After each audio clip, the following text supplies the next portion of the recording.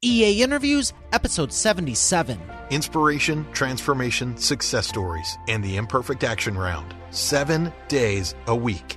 Join Mario Ficini for today's Expert Authority Effect interview. Creating a company with a culture that cares is not just something one company should be doing. It's something every company should be doing. I know you've experienced it. I know you've seen it. But hopefully you're not running one that isn't doing it. That's why I'm excited to have Richard Anderson here today, CEO of Imagine IT. 2 years in a row on the Inc. 5000. He has grown subsequently year after year and has a thriving company doing extremely well. And he's going to be sharing these insights with you as to how he's doing it. And you're going to love what he has to say. I'm excited to bring him up right after we thank our sponsor. Yours. Would you like to save 5+ hours with every prospect, generate more leads and profit in your business now? Visit businessbookchecklist.com and learn how you can implement this in your business today.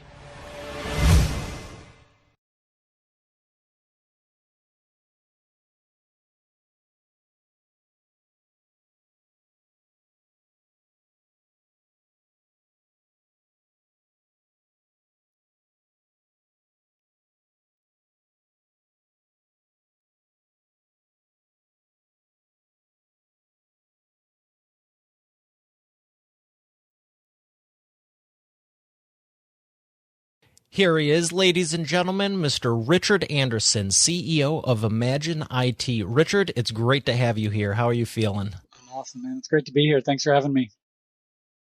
Well, I'm excited to learn more about what got you started into this. How did it all come to be? I know you've been doing it since 2000, but what inspired you to start your company?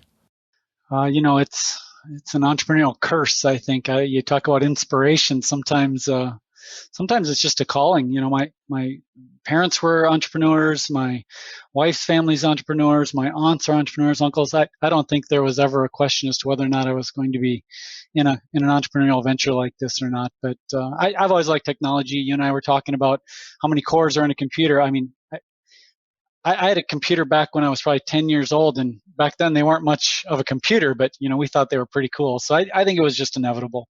I was going to end up in technology in some way, shape, or form. I can totally relate to that. When I was in high school, people say, "When did you start your company?" And I like to say, "Which time?" Right. I know you get that, but it was the same thing because computers have changed. They've, gotten better and better, but I knew I was going to have a very expensive hobby or a very profitable business. But I knew the passion was there and I was going to be doing what I'm doing. Yeah. Going on a while now, let's say. So let's talk about who you help and how you help them. Yeah. So, there's the elevator pitch answer, which is small and mid-sized companies in the Twin Cities, Minneapolis, St. Paul area who are in need of IT services. But I think the deeper answer is what you're really asking, right? Who do we help? It is. We help the business owners and the controllers and the HR managers and the operations managers who really are just trying to do their job. Right? They're trying to get the product shipped, or they're trying to get the new employee onboarded, and they're tired of their computer. They're tired of their application not working, and they're tired of not knowing how to do things. These power user skills that they think are unfathomable. Those are who we help. We help the people. It's really not, ironically, not about the technology. We're a technology company. But it's not about that. It's about the people and helping them achieve what it is they're trying to get done. And that's what all of our people are about. That's why we come to work every day. That's why we leave every day feeling good about what we've done, is we get to help people. I think that's so important because it very much is about the psychology and not the technology. It's just a means to an end. People know here's what you can do and here's how you can help. But I loved what we were talking about because you're a lot like me and you're taking it a step further than that. So let's go a little bit deeper with when you're saying they just want the stuff to work, because I know what it's like when all this stuff is working the way it should be. Yeah. And I'm very thankful for it. But when it's not, what do you do? It's hard, right? What's the biggest problem you see them really having? I'm not talking about building a computer, piecing together a NASA base station media lab, but what are like some of the common things that when you're saying these advanced things, what is the biggest problem you really have they're having that you help them fix? The list is long, but to keep it simple, I think a lot of it is people just don't know what they don't know, and so they come to work, they do their deal, they beat their head against the wall, and then they rinse and repeat and do it every day. And we'll talk to them and say, hey, I see you're working with this big file of data, and you're manually doing this thing, and then you're emailing it over to this person who's manually doing this thing. And you see these file folders routing about the office that get stuck in Nancy's office and then over in Joe's office, and you're not sure where they are. And we come in and say, wow, we could automate all that. We could take that data entry. We could make all of that go away. Nobody would have to data enter that anymore. We could automatically route it to Nancy and Joe simultaneously, and I can actually track whether or not they've opened and processed it. And then I can give a status report up to the management team. How would you like that? And they're like, well, I'm sorry, what? Well, what would I do with my job if you did all that? And I'm like, well, let's find that out, because that's the fun part, right? We had one client that literally had a full-time person entering in credit card data to process their incoming orders from their website. Now, all of us who are in the web world now would kind of laugh and think, oh, that's an issue. So this was a couple of years ago. We eliminated that person's job. And I remember when we approached her, and she was the first thing through her brain is, oh my gosh, I'm out of work. And then very quickly she realized this is actually very good, because there's so much other things I could do, right? And she could reapply and do other things. All of a sudden her dead end career became an opportunity of possibility, and that's pretty awesome from our perspective. I would agree with that, because I hear a lot of people say that. That's very common. Oh, the robots are going to replace the jobs and that. It's like, if you can get replaced, it's probably a job you shouldn't be doing, because you're not fully utilizing what you have at your capability, yourself, your brain, and all this. And I don't know any business on the planet that doesn't have stuff that they can find someone to help them with. There's always something that can be done. But like you're saying, do you need to be the one entering credit card numbers 8 hours a day? No. Oh, and can you imagine the monotony of that type of a job, right? You're happy you have a job, you're paying your bills, you have benefits, right? That's great. But you wake up in the morning and go, yay, I get to enter credit cards, right? Like, no. There's no fulfillment. That's not fulfilling. That's not challenging. That's not inspiring. There's nothing about that, right? So if we can relieve that burden and give them some career opportunity and some challenge, awesome, right? And then how does the company benefit? Well, they didn't save any money, right? Because they had the employee, and they still have the employee. But the upside of all that untapped potential and that additional value they're able to add is benefit that they weren't able to get before. So then they're happy too. Everybody wins. So that's pretty inspiring. I don't know any industry that couldn't benefit from better customer support. Oh, yes. And you're not going to automate that with, send an email here and a support ticket. Absolutely. Yeah. I mean, you hear about hold times, right? I called, and one of my favorite messages is, we're experiencing an inordinate level of phone calls. Please hold. And I'm thinking, why aren't I experiencing an inordinate number of call answerers? Like, you knew that everybody calls at 9 a.m. on a Monday. Why don't you have more people? But you're right. That those people-facing skills, those hand touches, those going out and seeing the client, those aren't going to be replaced anytime soon. And if you've got any of those skills, you probably have a good job in front of you for the rest of your life. Yeah, if you can do customer service, not customer service, customer relationship, because that's what customer service is, and sales, you'll never be out of a job. And I'd also venture to say that if you're doing some rinse and repeat job, you're replaceable at any point in time, whether you upgrade the system or not. Absolutely. But not only, like you're saying, the career is, you switch into these other roles, there's no cap. You might start off doing customer service, then you move up to management, then you move up to somewhere else. But these will never go away. And I loved your use of the word relationship. People say customer service, but I liked how you said customer relationships, because the relationships are things that you need to devote time to, right? They don't just happen. You can't say, hey, Mario, Rich, we have this relationship now. Well, we have a little bit of a relationship because we've talked for, an hour, but it's not going to be real deep, right? Customers, many of our customers, really, we get to know them. We go hang out, we have breakfast, we have lunch, we might go golfing, and they might, they invite us to our events, vice versa. that takes time, that takes some energy. And if you can do that, forget about sales, because you say sales and people kind of like freak out. They're like, I don't want to be a sales guy. That's like, slimy, right? Like, and I'm not trying to offend any sales guys. I think salespeople are awesome, but some people just think that it's this evil thing. And yet, you take somebody who can develop a strong relationship, a one-on-one relationship with somebody, they will be your best salesperson in the world, because that establishes trust, which creates a great conversation. And so if I go to my friend and say, you really should consider this thing, they're going to consider it. Well, guess what? That's sales. Call it whatever you want.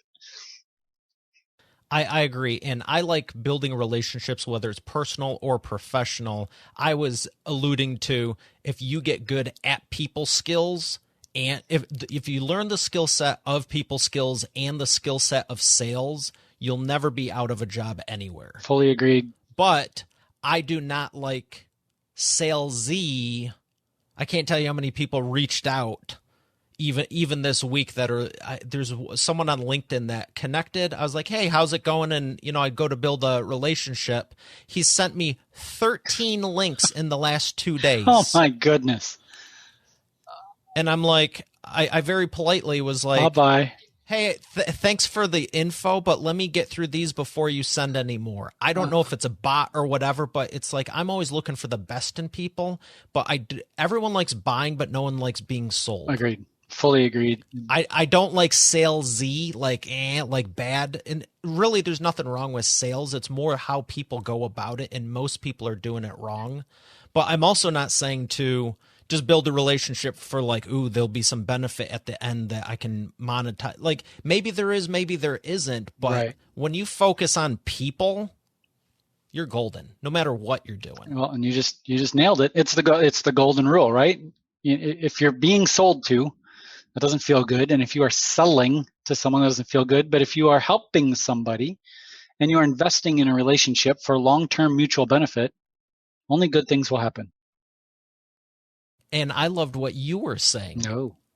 Let's dive into a little bit more of that, because you're an IT company. You have a very successful IT company. Congratulations on making the Inc. 5000 2 years in a row now. Thank you. Yes.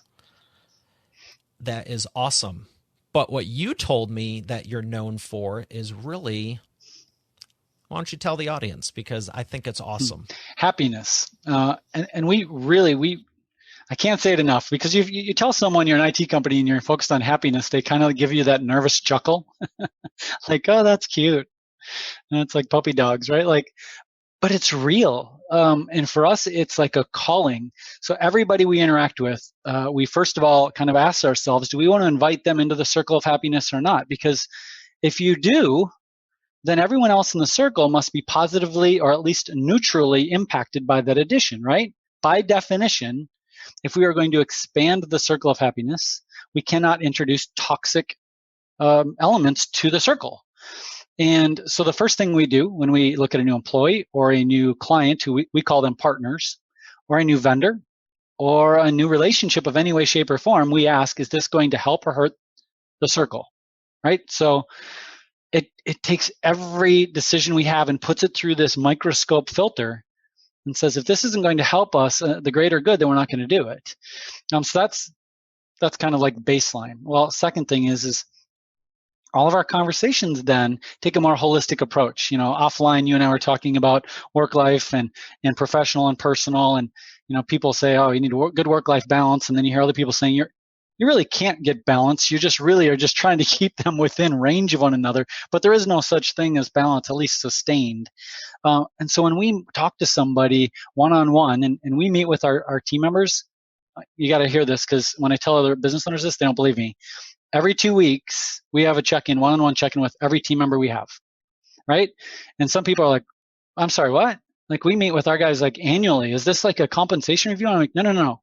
It's a never-ending discussion. And if we don't honor it on at least an every 2 week basis, then we're going to miss out on some of those things that are really important. I mean, life can change at the drop of a hat, right? Somebody's parents could be sick, or their kids could be hurt, or their car could have gotten an accident, or like, who knows, right? And so we check in very regularly. How are things going? What can we celebrate over these last couple of weeks? What do we show gratitude for? We find that gratitude, if you just take a moment and grab a whiteboard or a piece of paper and you write down some of the things that you feel your gratitude towards, all of a sudden you just feel better, right? You could be having a bad day and you think, wow, I have a wonderful marriage and my daughter is excellent and I got to mountain bike last night. Life is pretty good, even if somebody cut me off on the way to work. And so we have these very meaningful conversations, and they might only be 15 or 20 minutes long, but they happen so regularly that we get to expand that circle of happiness all the time, right? And you know that we're a support organization. We do IT support. It's kind of like business psychology or end user psychology, like a help. It's like you're calling a psychologist and you're thinking, oh, my computer's not working again. And it can be exhausting. Nobody calls the help desk and says, hey, Mario, God, I love your show. It's great. It's great talking to you. Have a good day. That's not what happens. Mario would call and say, 13 of my 14 cores on my computer just died. Can't do anything. I'm losing money. Life sucks. You better fix it. Right? That's how it feels. And so we have to work with our technicians and remind them every single caller is asking for help. And every single caller is an opportunity for you to expand their circle of happiness. If you can leave them feeling just even slightly better than they felt when they called, you've taken a step forward. If you can solve their problem, they're likely very happy, but some of the problems are challenging. We might have to research and we might have to do some work, but you get to expand their circle of happiness every single day. And for some of our technicians, that might be 10 or 15 or 20 times a day. What a great opportunity when you look at it from that perspective, right? So happiness is a big deal for us. Thank you for asking. It absolutely is. That's beautiful because so many people don't realize that. Right. Everyone has something going on behind the scenes and, oh, how are you? Oh, we're good. You see them at the parties, you see them at the networking things. Maybe it's the holidays, whatever. Oh, we're good.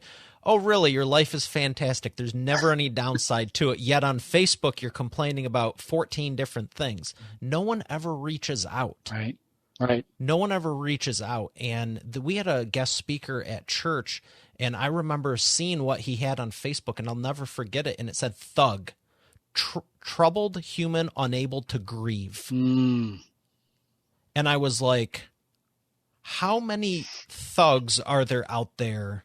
And I'm like, that's pretty much everyone. Just, another one is don't judge me just because I sin differently from you. I was like, everyone's got their own, oh, they're bad because of this, they're bad because of that. And it's like, okay, and you're bad because of, the other 14 things. So I absolutely loved when you were telling me you focus on the people and what you're really about. Yeah. Because here's the reality. Any business can do this. There you have it. And we've been very fortunate to be voted top 100 places to work and Healthy Workplace Award by the American Psychological Association, the Minnesota Psychological Association, a number of different organizations.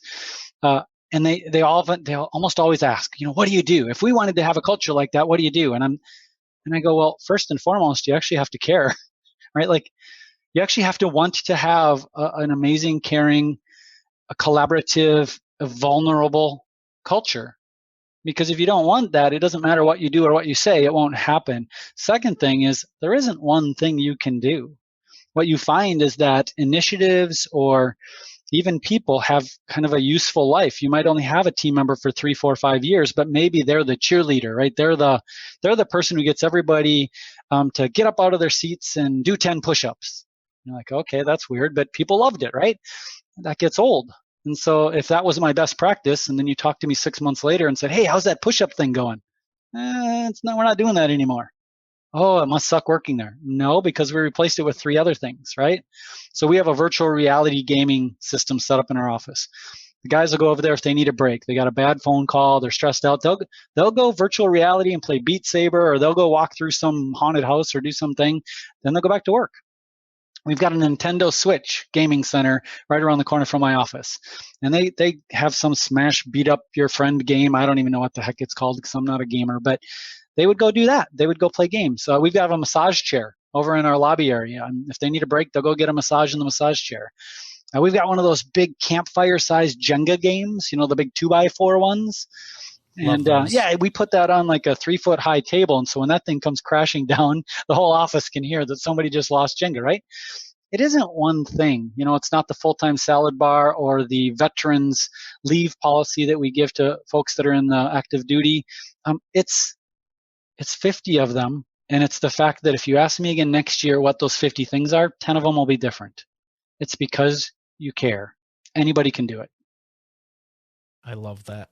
What's your thing? You're not a gamer, but I see you got the headset. What's your thing you do? Where do you go when you need a break? I tell everyone, give me a pair of handlebars and 2 wheels. It can either have an engine on it or not. I can be mountain biking, road biking, or I can be on a motorcycle, and I'm in my happy place. Don't even need anywhere to go. I'll go around the block. I was going to ask if you had a motorcycle game in there. I know you like motorcycling. I do like motorcycling. No games. I would rather just ride the real thing. So there you go. Yeah. Creating a culture in this type of atmosphere, what's been the biggest transformation you've been able to give to a client as a result of it? To a client?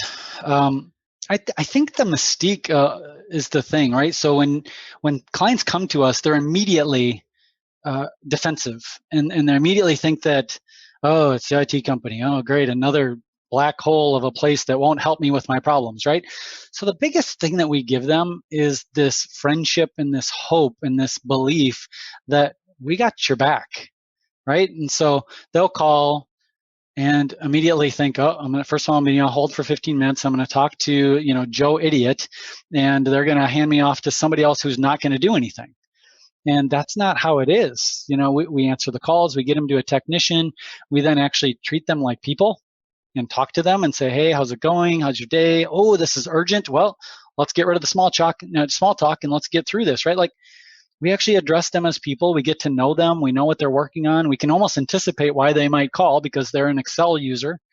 And so, what's the one thing we give them? We give them real people that they get to know, and they can have the same type of relationship they would have with the HR person who sits down the hall and the sales assistant who works at the desk down in the corner, or the IT company that they get to know, right? That's actually fairly unique in IT support, believe it or not.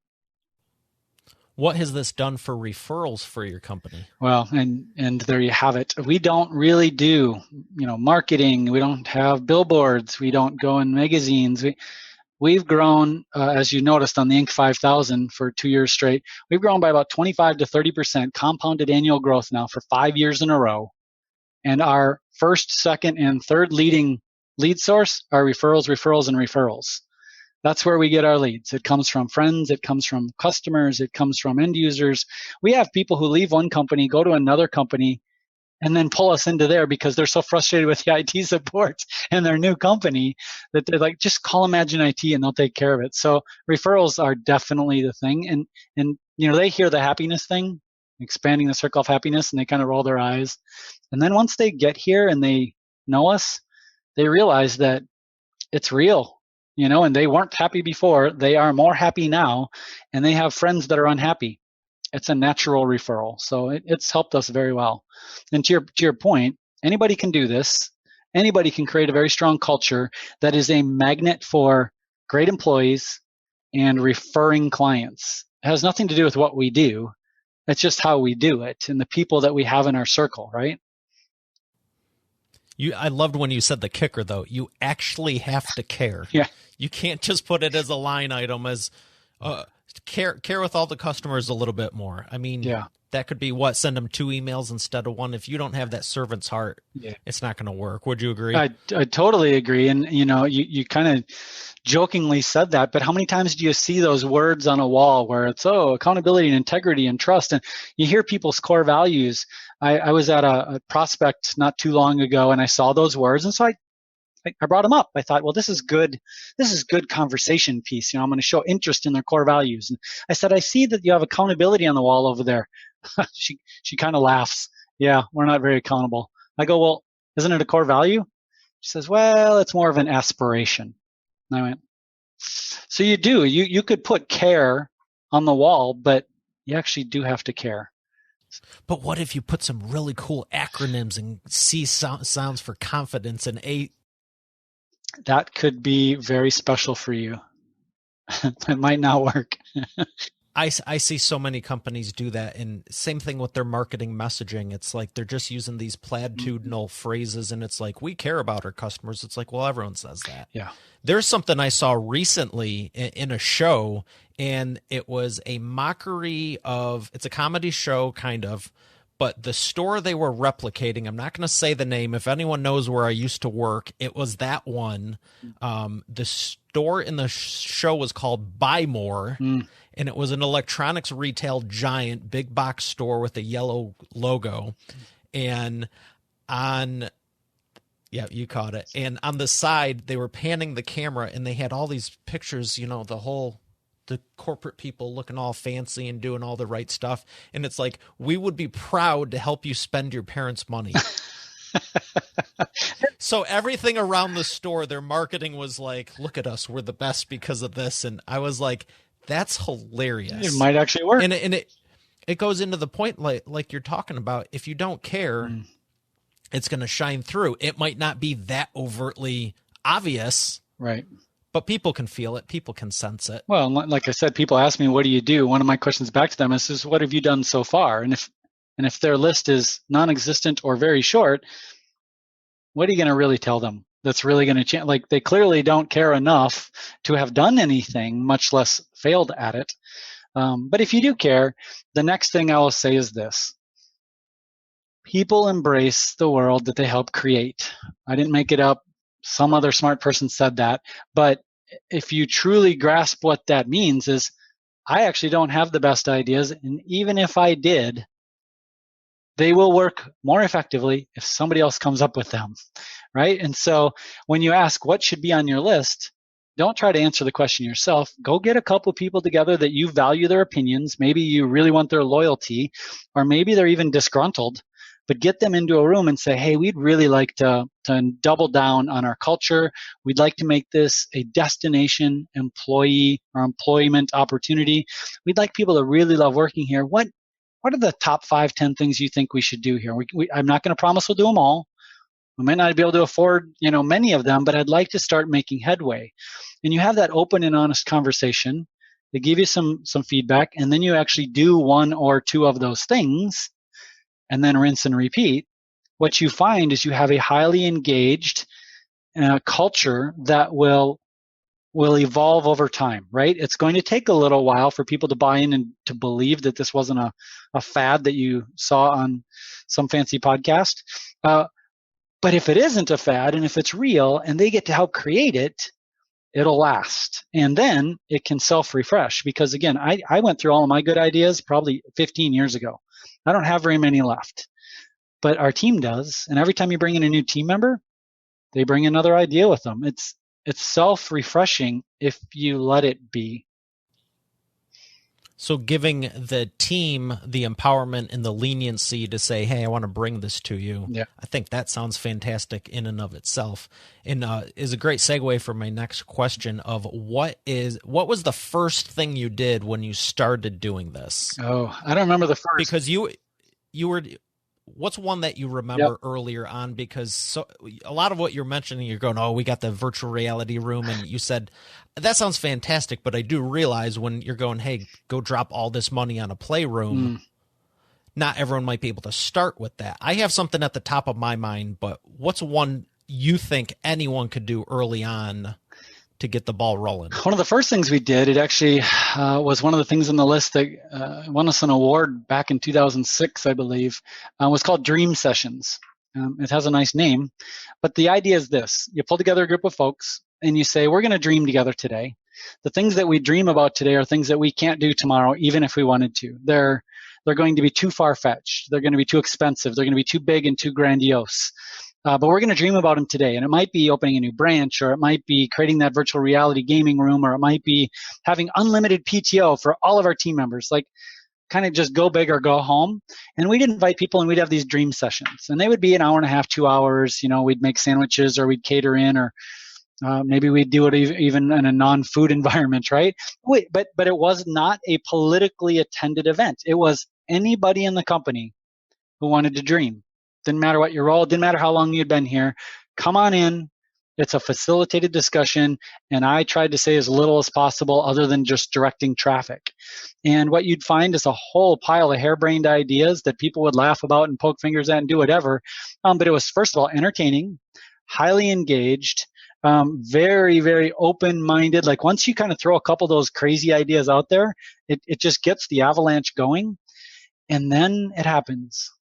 Somebody says something that the whole room goes, and it gets quiet, and we think, we could probably do that. What would it take? Wow, how much would that, And next thing you know, that dream became a reality almost instantaneously within the room. Even if I never said anything more and I left the room on that note, oftentimes it would just happen, right? Because people realize that they have a lot more control over their environment than they thought. You come to work, you have a cruddy day. I had to sit next to Sally and Joe and Mike and Bob, and they were all complaining about their lives and then they go home and they're a victim. And then in this dreaming session, they realize they actually have power to change some of that. If they could do this, or if they could do this, or if they could do this, they would like their job better. They would like coming to work more. Why aren't we doing this? Wow, I think I'm going to go do this. And they do. The other thing that happens is you find out that many of those things don't cost money. And if they do, it's not a lot. The things that make a big deal of difference are oftentimes just little things. We've got folks on our team that like yoga. We have another group that likes to meditate. We have another group that likes to do taekwondo. That's actually me. And so we have a little exercise room over there that we have a little reservation panel on, and people can reserve the room, and we actively have yoga and meditation and taekwondo sessions in there. You know how much it costs? About $100 for the mats. That's it, right? Well, it's not an idea I came up with. It's an idea our team came up with in a session that we had probably 3 years ago. And before we moved into our new space, we had to move the desks out of the way and dim the lights and kind of, make it work. Now we have a nice space for it, and people love it. So powerful stuff. And it also goes back to the holistic approach of the personal side of things too, because like those repetitive tasks, we are not machines. Mm-hmm. Just being able to go take a break, that sometimes can be the difference, let alone doing yoga and taekwondo. And I took it also. I like it. There's these things that a lot of companies think you need to spend all this money, and you really don't. So I'm grateful to hear that you're embodying it and giving that leniency, and also putting into action, and not just having some trite picture on the wall would make for a good comedy video. For sure. You mentioned taking a break. So one of the things, I'll just piggyback that last thought. One of the things we did at a couple offices ago, we had a pool table, and we thought kind of long and hard. Me and my business partner at the time, we liked playing pool. Darts too. Darts are good too, right? Yeah. And I remember when we were contemplating it, one of the things in the back of our heads were the smokers on our team. I don't have any issue with smokers, but they take breaks, right? They have to go and take a smoke break. And so we thought, well, if we get a pool table, are the smokers now going to take smoke breaks and pool breaks? Like, did we just double their breaks? And it turns out, guess what? They didn't. Smokers are smart enough to know that they want to use their break time having a cigarette. The problem we had was with the non-smokers. They weren't taking breaks. They were getting burnt out. They were getting ornery, and they were sitting in their cube kind of festering, and they had no smoke break. And so we got a pool table, and guess what? Those guys stood up, and they came and started to play pool. We thought, this is awesome. This worked great. Wow, are we smart? What we didn't realize would happen was that the two people playing pool would then start talking about work, and they would start collaborating, and they would start freeform thinking, and they would start being creative, and all of a sudden they'd go, oh, you did, that's great, that's right, and off they would go, and they would go solve their problem and do their deal. We didn't realize there was actually going to be work productivity and creativity happening in this smoke break, right? And so it's kind of interesting how things play out like that. Sometimes you get even more benefit than you thought. How much would you say, if I'm sure you're not tracking it empirically, but what have you noticed from implementing these when you're saying that productivity increase? If you were to just ballpark it, how much do you think it really helped? Boy, like you said, you're ballparking. It wouldn't surprise me if it was double digits, 10, 20%. But there's another number that people don't talk about as much either. And it has to do with the retention level and how much does it cost for you to hire a new person, train them, get them up to speed, and acclimate them with your culture versus how much benefit do you have by retaining somebody who likes their job, enjoys coming to work, refers you other employees who then come and don't leave, and help, right? Like, what's the ROI there? There are people that put numbers on that, but it's high. It's a high number. And that's the thing. You attract to you who you are, not what you want. Right. And right when the words were leaving my mouth, I didn't want to interrupt, but I was thinking I should have said initially, because if you're trying to calculate it long term, it's pretty much endless. But even the initial boost, I was guessing about 15, 20%, maybe even 25. Maybe the good, because if you do those short, it's personally what I do is the shorter burst. Like, I'll do a couple of these back to back, and then it's like, woo, whatever, and then come back, because the whole 12 hours straight, there's no one. I mean, you can't even run a car. You're gonna have to change the oil, the tires, or something. It breaks down over time. Computers, the heat. You got to keep those puppies cooled. Same thing with your brain. Yep. No, and we tell our guys, it's great that you're on a roll. It's great that you closed 2, 3, 4 tickets in a row and you've made 4 people's, day there. But stop for a second, push away from your desk, stand up, go play a game, go get a massage, just go walk around the floor if you need to, go up and do something to reset yourself, because the next person waiting to receive your help will get that much higher level of interaction from you.